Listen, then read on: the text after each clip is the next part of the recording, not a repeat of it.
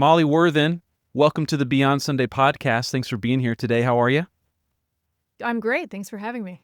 Absolutely. Molly, I think this book, your book, Spellbound, history book of the year, in my opinion.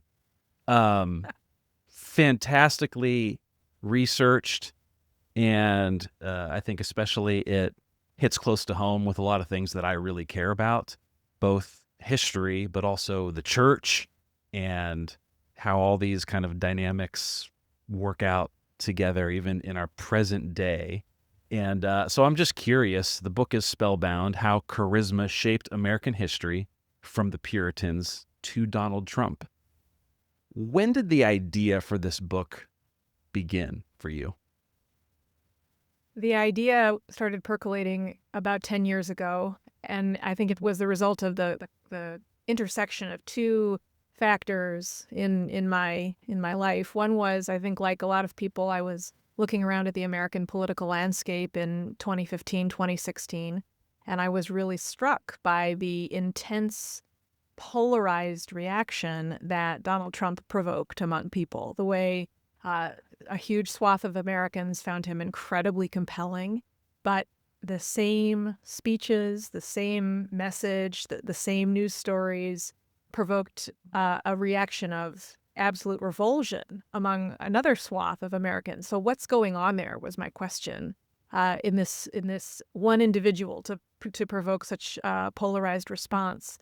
And at the same time, I had been pondering for a while, I guess, a question that maybe is on the mind of a lot of people, whether they're scholars or journalists or just sort of lay observers who pay attention to religion in the West.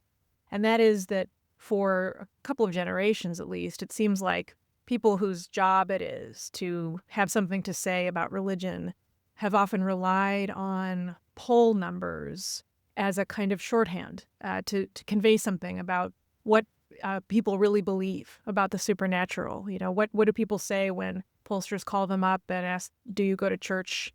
What do you pray? This sort of thing. And we know, while there have been some interesting exceptions and kind of hiccups in this poll data recently, and we can talk about that maybe later if you're interested, overall, right, those numbers have been kind of steadily declining. But I think it's a mistake to conclude from that the religious impulse is eroding, is just vanishing. My whole adult life, I guess I have had the intuition that humans are, in a pretty fundamental sense, religious creatures, whether they, attend a house of worship on weekends or not. And by that, I just mean I think we crave a way to connect our puny, mortal lives of frustration and suffering to some big transcendent story in which it all takes on an ultimate meaning.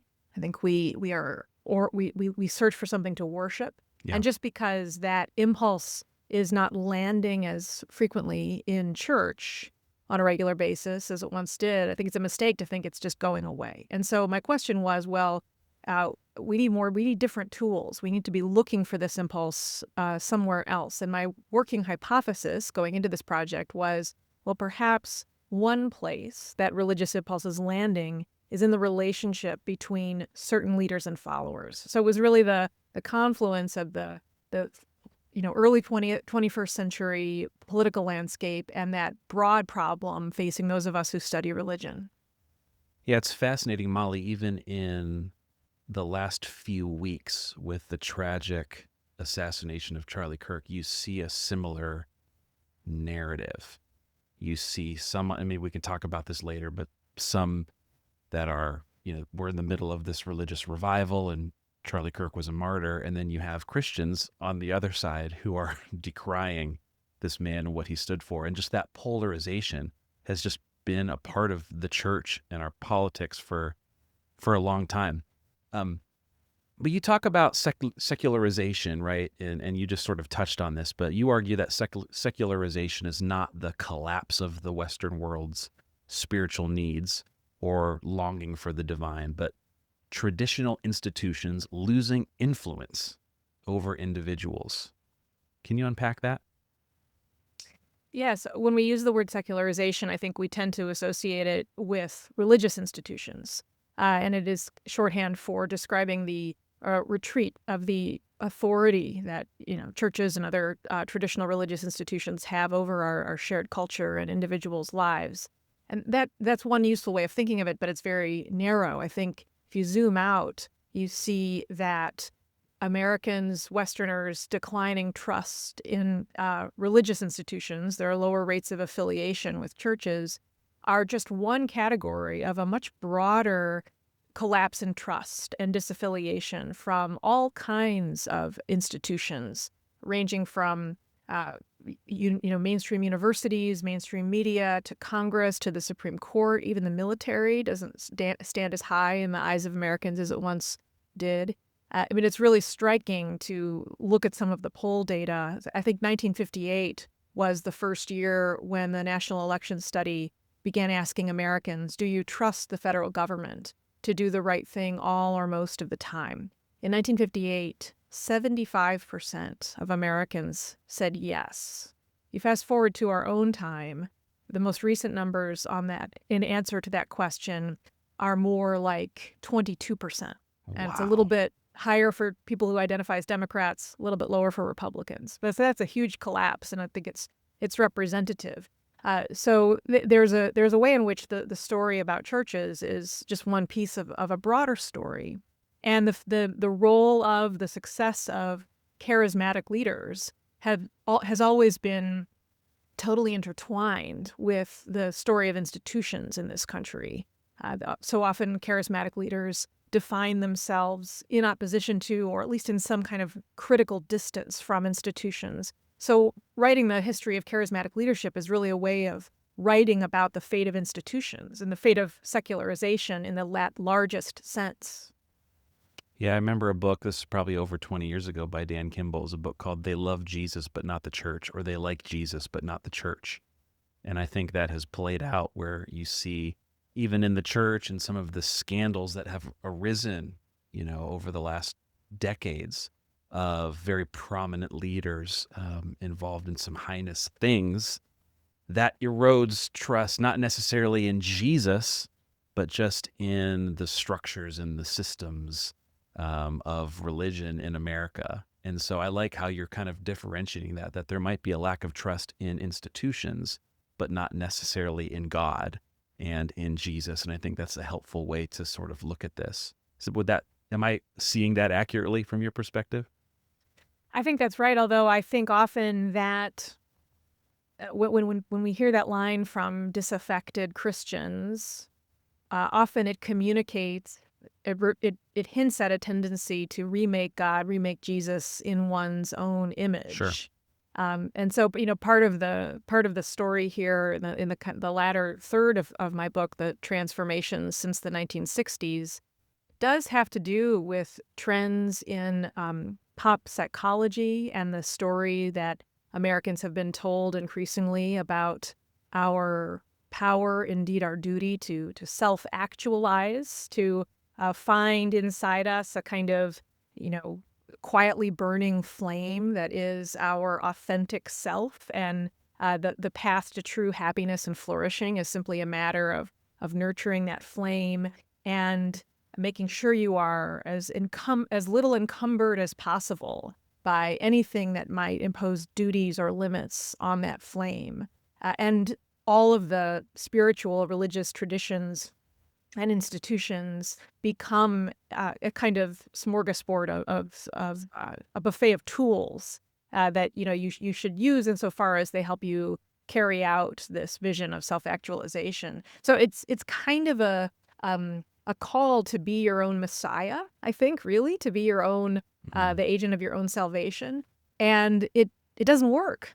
And I think actually Americans' vulnerability to the kind of class of charismatic leaders that I call gurus, who have become dominant in our culture over the past generation or so, has to do with the discovery that this story that we can save ourselves is not true. So I do think that has filtered into even more conservative Christian circles. I mean, there is this abiding kind of tradition of individualism that does kind of penetrate our loyalty to and relationship to higher authorities. And so I guess I would caution us to not draw kind of a bright line, between the church world and the secular world, because we're all in this cultural moment together. Yeah. Let's talk about charisma, the word, right? You say two concepts, charm and celebrity, are often confused with charisma. How do you define charisma, and how is it different than charm or celebrity? I definitely was in a muddle when I started this project. I thought of charisma as charm, as kind of an interpersonal gift. The person who's really good at working a cocktail party. I thought I associated it with amazing public speaking skills. I thought I would be writing about historical figures who were all just had that interpersonal power to captivate the person in front of them and really hold an audience, in thrall. Probably they would all be really good looking and lots of sex appeal. And that was occasionally true, but really more in the breach than in the pattern of things. The more I got into my research, the more I found that the figures who were leaping out as really remarkable for their ability to collect a movement around them were polarizing. And I remember one clarifying moment in my research was when I got fairly deep into the story of the origin of a Mormon church and Joseph Smith. That was fascinating. And I did not know that history about kind of it's charismatic experiences within the Mormon church. I didn't well, realize yeah. that. I mean, there's that whole side of it too, because that's not a feature of Mormon spirituality now. But definitely, the first Mormons spoke in tongues all the time, Wow. and it was totally wrapped up in Joseph Smith's vision for what they were doing. But in kind of trying to understand what is it about this guy, like, what's going on here. I guess I went into it thinking, surely this is a story about him being just really, really compelling to everybody who he encounters. And it's true, you can find accounts by early Mormon converts who talk about, shaking his hand and just feeling the Holy Spirit thrill them from the top of their head to the soles of their feet. And he was tall for his era and had these electric blue eyes. So there's something to that for some people. But then you can find other accounts by skeptics, and there were loads more skeptics who passed on the opportunity to become Mormon than there were converts, who just said he made this awful first impression as a total charlatan. He had these weird fat hands. Who would even want to shake his hand, right? So what's going on there? And then another data point that kind of woke me up was thinking about the significant number of Mormon converts in Britain, thousands of individuals who decided to shut down their lives in Britain and move thousands of miles across the Atlantic to this tiny nowheresville town on the banks of the Mississippi, Nauvoo, Illinois, having never met the prophet, but having encountered his story through missionaries, through reading the Book of Mormon. And this is how I came to define charisma in the sense that we use it when we talk about political and religious leaders building a movement. I think charisma is it's a relationship between leaders and followers built on a leader's ability to tell a certain kind of story, to invite potential followers into a new transcendent narrative that makes better sense of their lives than the other stories currently on offer in the culture. And that helped me make sense of the kind of paradox that I certainly encountered in the origins of the Mormon church, but that shows up in really all the movements that I studied, that your reaction to the charismatic leader as an individual, it depends on whether he or she is offering you an attractive, compelling role in this new story, or whether you're being cast as a villain or written out entirely. I think it's that which happens upstream of your encounter with the person. Also, this helps us understand how charismatic power can travel. The leader doesn't have to have an in-person encounter to recruit new people. This helps us understand the really important role of media and technological breakthroughs that allow for the wider dissemination of the story. This is all, though, totally connected to the meaning of charisma in the original New Testament Greek sense of the word, which is to describe a supernatural grace that comes unbidden. Paul builds in the New Testament on the Greek word charis, which has a long, long history, going back many centuries in the context of ancient Greek culture, describing gracious gifts from the gods, which can bring blessings or can bring a curse, depending. In Paul's usage, the word has different meanings in different letters. In Romans, he uses charisma to talk about the free gift of saving grace to all believing Christians. In his first letter to the Corinthians, he uses it in a more a narrower sense to describe spiritual gifts, the gift of prophecy, healing, tongues, this kind of thing.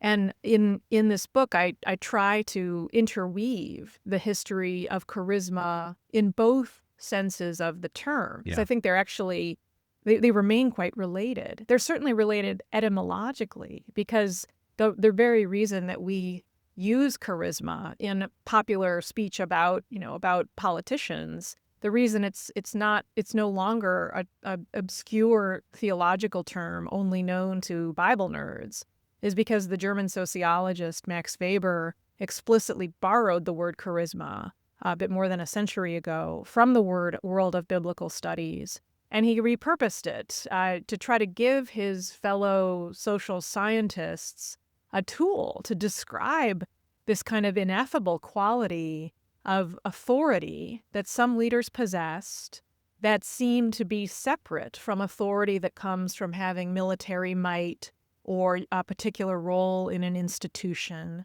although it's not necessarily incompatible with those other kinds of authorities.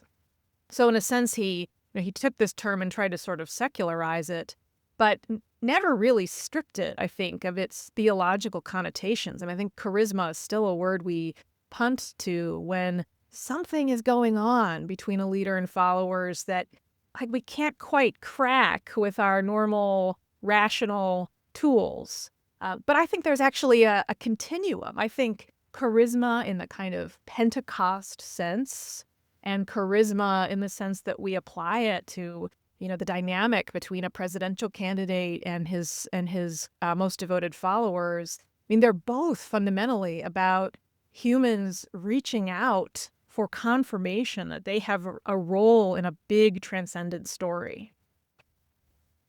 Yeah, I want to talk a little bit about all of the work you did studying revivals in America. That hits close to home for me just because I grew up in the Assemblies of God, and you unpacked the Azusa Street revival in the early 20th century all the way to the Toronto Blessing, and I just thought that whole narrative was fascinating to connect. I think for someone like me who grew up in it, there's this assumption that God just sovereignly moved in a moment, and we don't consider the charismatic human elements in all of these stories, from William Seymour and Parham and the Azusa time to John Arnott and Cheyenne, later on, and all of these sort of cultural and human charismatic outworkings too. So talk to us, just kind of your understanding of revivals in American history and what we can take away from that. What's helpful for us as we evaluate these movements, and what do we need to be careful as we evaluate these movements?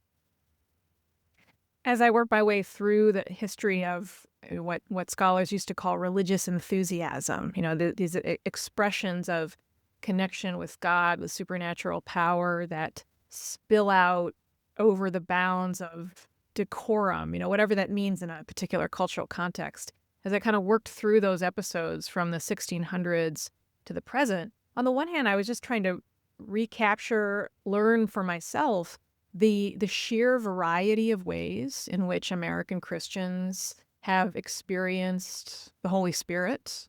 I think in our current moment, there's a tendency to really focus on speaking in tongues as the kind of trademark of the Holy Spirit in that is most emphasized by those denominations within Protestantism, also, post-charismatic renewal in Catholic circles as well. It's emphasized by those Christians who really consider themselves Holy Spirit-oriented Christians, charismatic Christians. That there are these other things that can happen, but tongues are really important, certainly for certain Pentecostals. That is the sign that you are in possession of the full gospel. In my tradition, it And was called the initial physical evidence of the okay, there, baptism in the Holy Spirit. So the yes, Assemblies of God doctrine, it's a pretty significant doctrine, is the baptism in the Holy Spirit, where it's a subsequent filling of the Holy Spirit post salvation, right? Where you encounter the Holy Spirit, and the sign is that you speak in other tongues. So anyway, yes. So absolutely. So my question was, how did we get to how did that doctrine arise? Because if you go back to the 18th, 19th centuries, it is not at all clear that tongues were going to emerge as the mark of the Holy Spirit's presence. I became really interested in the healing evangelist Maria Woodworth Etter, who had a long career in kind of the last third of the 19th century, and she was known as the trance evangelist because at her revivals, she would occasionally heal people. That was certainly part of it, but she was most famous for inviting the presence of the Spirit in a way that cast people of all ages, believing and skeptical, into a state of static trance that would last for hours. People standing stock still with a hymnal in hand, or lying on the ground, as stiff as a corpse, often with a kind of beatific smile on their face. And this is what really leapt out at the journalists who would cover her revivals.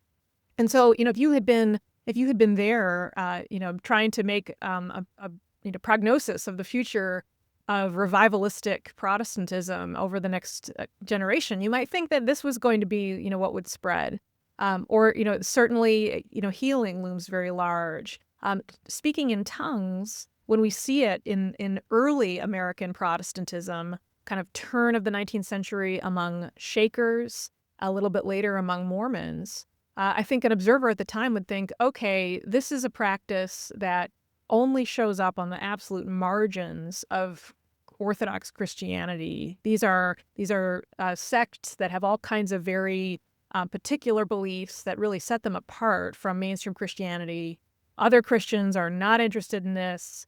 It also had a very specific context in 19th century Americans' interactions with and hopes for the conversion of indigenous people. So the reason tongues are so important for that first generation of Mormons is because Joseph Smith presented the Book of Mormon as really a gospel meant for the people group that he called the Lamanites, the latter-day descendants of this Semitic people group that, according to his revelation, had been one of the people groups that peopled the New World.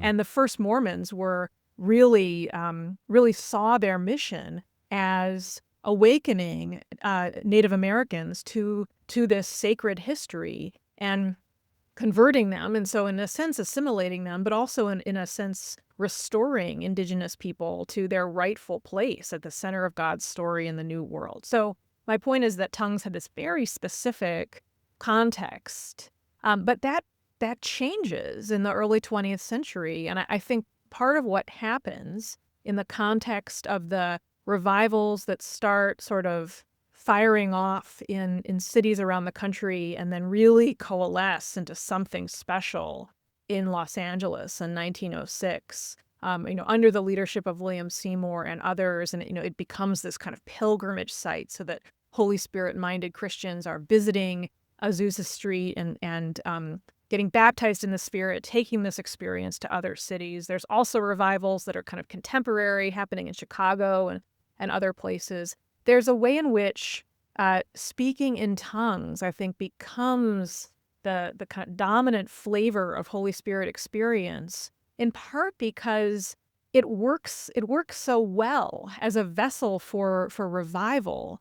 If you think about the dynamic that speaking in tongues yields when it's happening around you, it increases the energy, the palpable sense, even for people who aren't currently experiencing it, of the Holy Spirit's presence. And you might contrast that in your mind with imagining if everyone around you is in trance.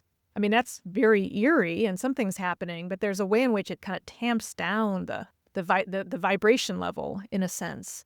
There's also I guess a way in which tongues are democratic.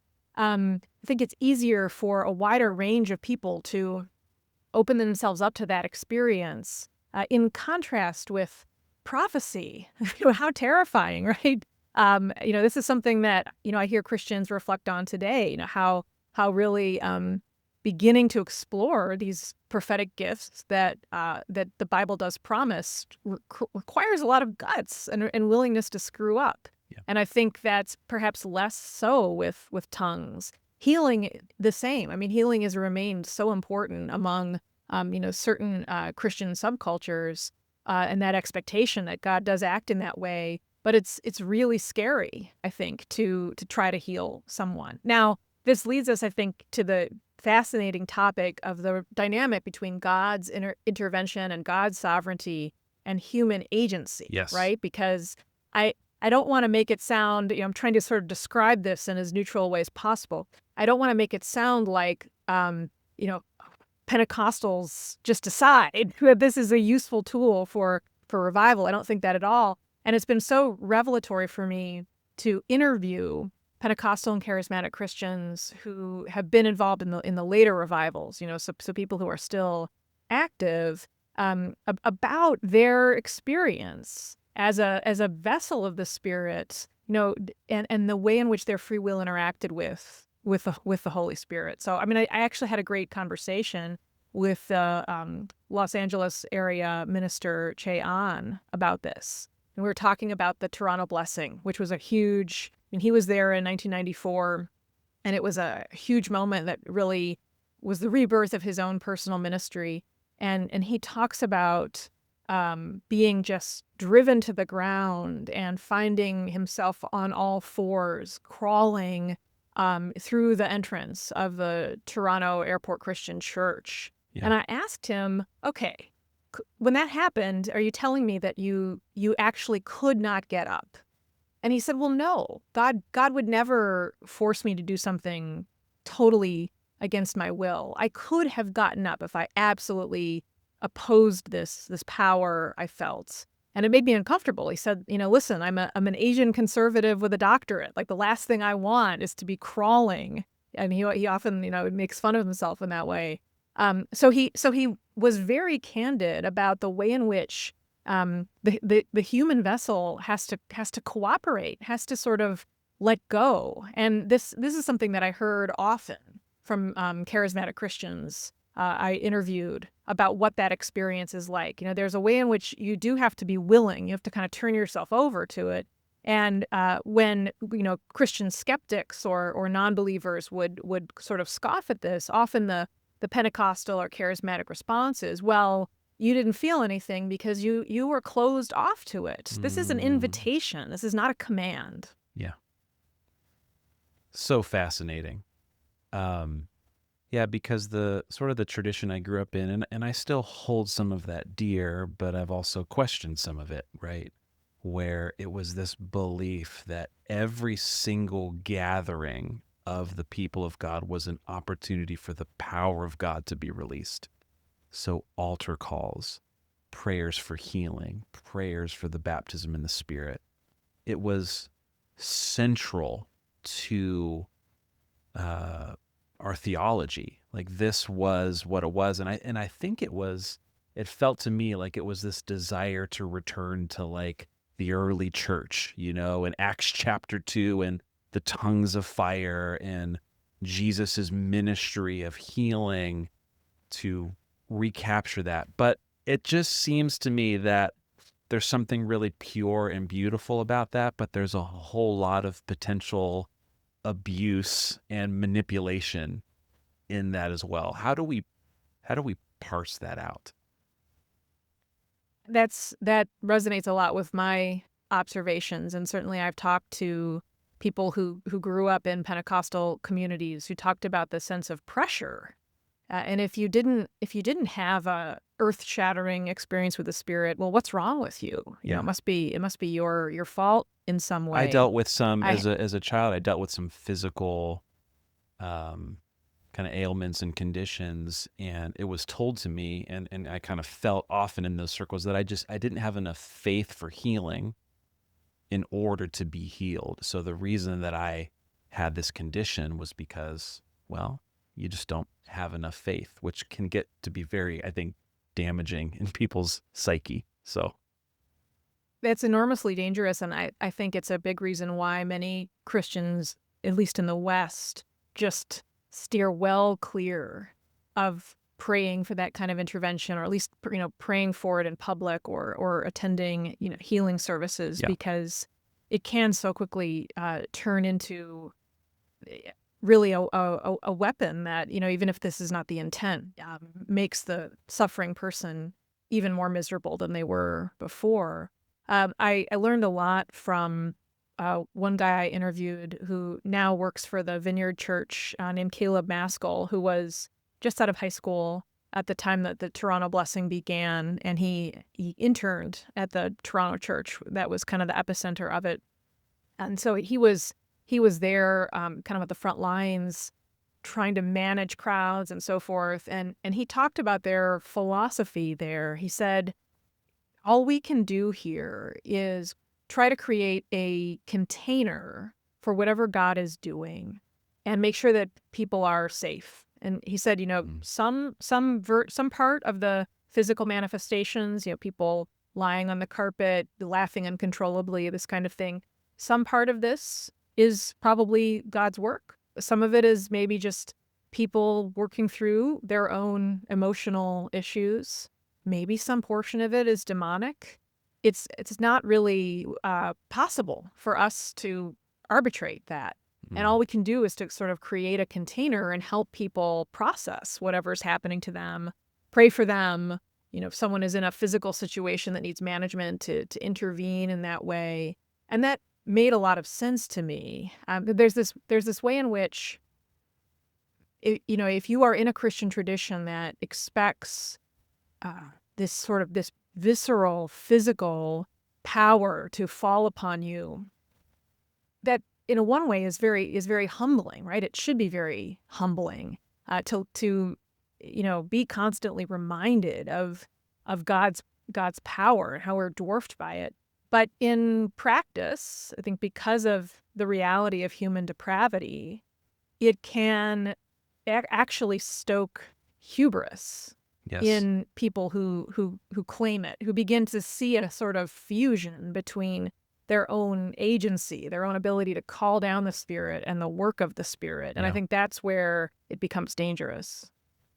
yeah. I like to think of it as like religious entrepreneurs who sort of capitalize on um, that skill set that they have, their ability to work a room and to sort of generate these responses. And I don't want that to sound too cynical, like it's never an act of God, but you can see historically how there have been people that have kind of exploited this um, to make a lot of money, in this space. Um, Molly, let's shift to politics. Okay, so this is the most probably divisive issue of our time. Christianity in America wasn't always, and you can correct me if I'm wrong on this, but it wasn't always hyper partisan in their political views. Can you talk about the role that charisma has played in shifting the church's focus to hyper partisan politics when when those rumblings started to occur and when the shift started to happen to our present day, where many have sort of built their spirituality around Donald Trump as president and ushering in, this new wave of revival. When did that begin in your mind? Yeah, this is so complicated. I think that if you scan the long timeline of American religious history, you'd be hard pressed to locate any period when a certain substantial number of Christians weren't thinking a lot about bringing their faith to bear on what we would now call kind of secular politics. The problem of living together in a functional community, that seeks flourishing for people who have a range of worldviews and priorities. So certainly, it's true that our pluralism, our diversity is much more pronounced today than it was in colonial New England. But it's important to not underestimate the degree to which the Puritans were dealing with these questions too.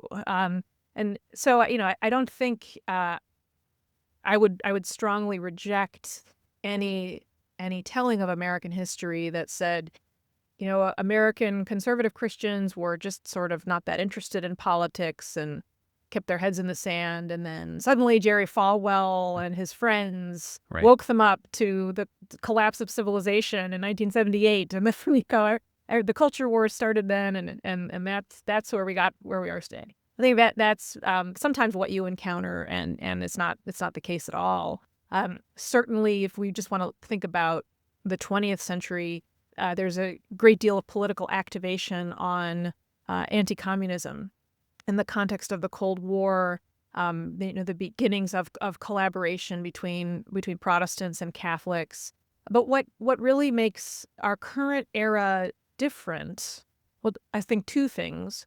One, there is, after the rise of the moral majority and its successor organizations, there is a degree of sophistication in just the organizational prowess and ability of some really influential Christian activists who figure out to a degree that is really different from what was true in prior generations, how to activate, how to galvanize communities of conservative Christians who just hadn't been organized in the same way. And, this is happening through specific techniques, the pioneering of direct mail, using, church membership lists to create huge mailing lists, building on the television and radio ministry of some of the key early figures like Jerry Falwell. So there's an organizational advance that happens. But I think more important is the kind of sorting that happens along the lines of our two-party system in this country. So until the 1970s, 1980s, it's hard to draw a firm line. You could find conservatives and progressives in both parties. Their activating issues might be different, but both parties had a conservative wing and a more progressive wing. And that is important for at least two reasons. One, it meant that there were more opportunities for kind of across-the-aisle collaboration and pragmatic compromise and deal-making among members of different parties. And secondly, it meant that it was much harder for you to have a sort of concentration, an alignment of ideological and electoral power, because the people affiliated with a more conservative ideological preferences were spread out, and the same was true for progressives. So in our own time, we've had this sorting that has aligned the structure, the power structures of the party system with ideology in a way that's much tighter and narrower than has been true in the past. And that makes the ideology more powerful, and I think it encourages this very sectarian kind of black and white thinking, where more and more policy issues that maybe in the 1990s were really considered more areas where it was possible to just think pragmatically and weigh competing goods and come up with compromise. Now, the number of issues that we think of in those terms is quite small, and really every little issue is now a shorthand for your ideological identity. This connects to the story we were exploring a few minutes ago about secularization. I think it's definitely true that as fewer and fewer Americans find the main locus of their identity and purpose and sense of ultimate priorities in traditional religion, that hunger lands on politics. And our political affiliations and identity become sort of all-consuming, this source of who we are. And therefore, when it is challenged, it is an existential threat in a way that arouses all of our threat detectors. Yeah. And I think puts us in a kind of defensive crouch. So I think those sort of broad trends in American cultural development and politics are really important for understanding our current moment, as is the story I was telling a few moments ago, the erosion of the authority of institutions. So I see in Donald Trump's message and his leadership style many echoes of earlier kind of anti-institution figures. But the difference is that in those earlier eras, institutions were more robust, and they could stand up to the challenge of a charismatic outsider. And I think more Americans lived in a more a healthier institutional ecosystem. They had more sources of shared information about the world. It was much harder to totally live in your own social media echo chamber that does nothing but reinforce your own prejudices, which is, where so many of us spend our time now. And so that's also a feature of our current moment that I think has contributed to the political landscape.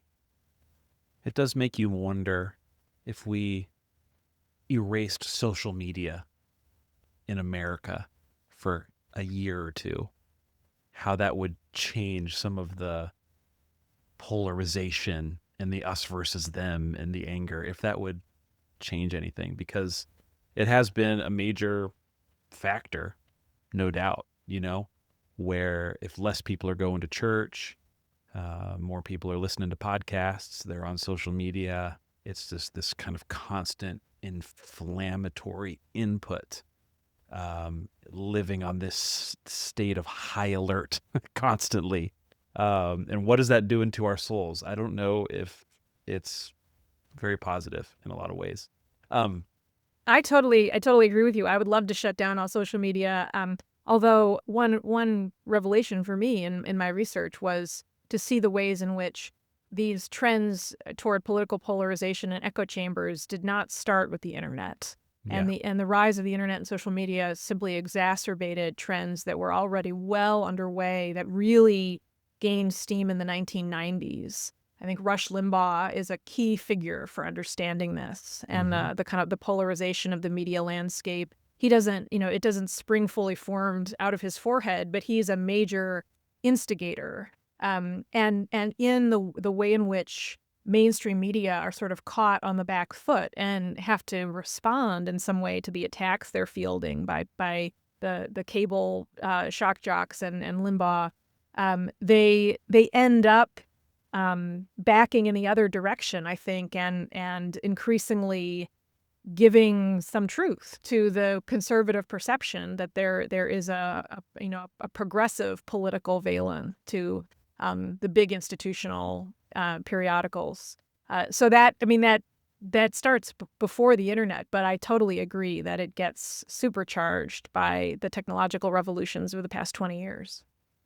Yeah, I was reading through just within the last week, just all of your writing about Rush Limbaugh, and it made me think of Charlie Kirk. And I don't even know if you want to touch this topic because I know how polarized it is right now, but a lot of what Rush Limbaugh kind of stood for politically is similar to a lot of things that Charlie Kirk said politically. Whereas Charlie was a Christian and there was a little more of this kind of spiritual undertone to Charlie's life that sort of maybe influenced his politics, or at least caused others to see his politics in light of his relationship with Jesus. On the other side, Rush Limbaugh, at least from my understanding, I didn't listen to Rush Limbaugh because it was a little bit before my time, but was not Christian in that sense. If you were to write another chapter about our current moment here with Charlie Kirk and the church and politics, what would you say about what we're seeing right now?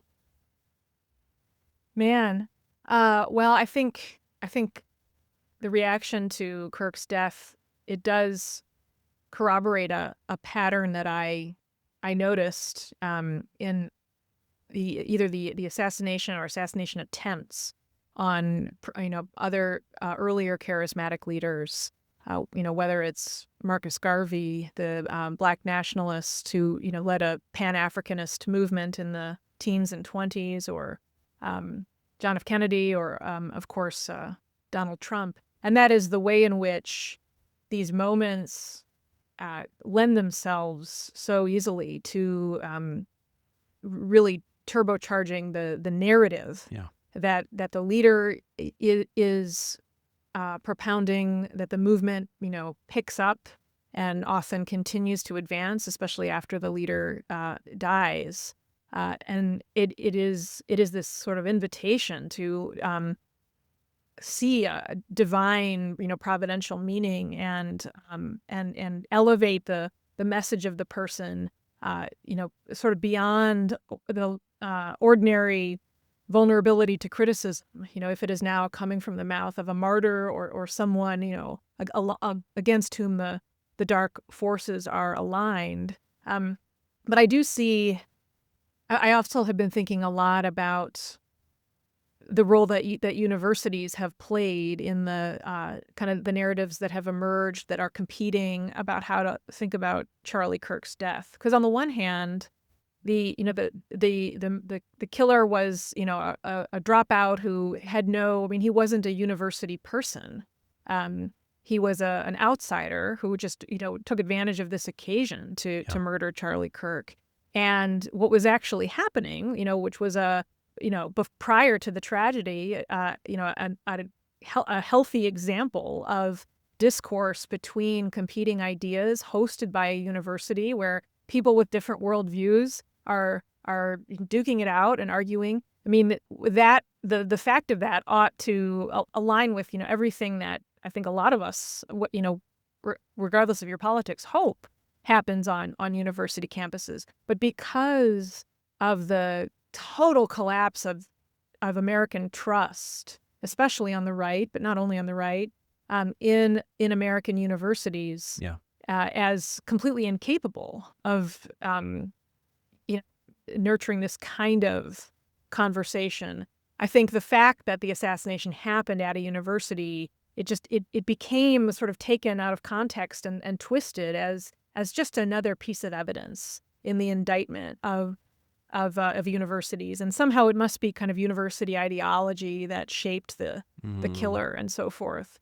I would say too that an important distinction between Charlie Kirk and Rush Limbaugh, beyond their affiliations with Christianity, and I think you're basically right about Limbaugh. He would occasionally say things like he would refer to his personal relationship with Jesus, but he was not a religious person. He was someone who was, preached to the choir. I mean, he was not generally interested in seeking out, face-to-face debates where he would be outnumbered. And whatever one thinks of Charlie Kirk's politics and his worldview, I think there is a lot to admire in the way in which he went about seeking out those conversations in a peaceful way. It's one of the horrific things about his death is the way in which it even adds greater chilling to that. But I think it's tied up in our collapsing faith in institutions to nurture that kind of dialogue. Yeah, so good. Molly, this has been fantastic, and we might have to do a round two interview at some point to talk about other topics as well. I know you have an article that was just published with Christianity Today about worship and music, and maybe we can talk about that another time. But I wonder if you could leave us today with, I know you're a historian, a journalist, but what do you hope people take away practically from your research in Spellbound? What would you say? I think that this sort of tour over 4 centuries of history can put our own moment in perspective and show us that some of the dynamics that we notice in our own political moment are not at part of the some sort of special experience of modernity unique to the 21st century, but really tell us something deeper about human nature and persistent human hungers that are true across time and place. And I think also seeing the most exuberant expressions of Pentecostal worship alongside supposedly secular political movements, and seeing, of course, their important distinctions, but also the way in which they are speaking to this shared hunger. I think it can help us see across that divide, whether you are on the religious side of that or the more secular side. The more we can begin to see, our fellow citizens who may seem so alien in some ways, the more we can begin to see them as having the same fundamental anxieties and desires that we have, the better chance we have at having a conversation with them, or at least not dehumanizing them Right. in the way that is such a constant temptation in our current political moment. I think too, learning to see charismatic leaders as storytellers, it gives us a framework for interrogating our own relationships with leaders. Charisma in and of itself is morally neutral. I mean, it can absolutely, it has been a force for moral progress, as well as a force for demagoguery and oppression.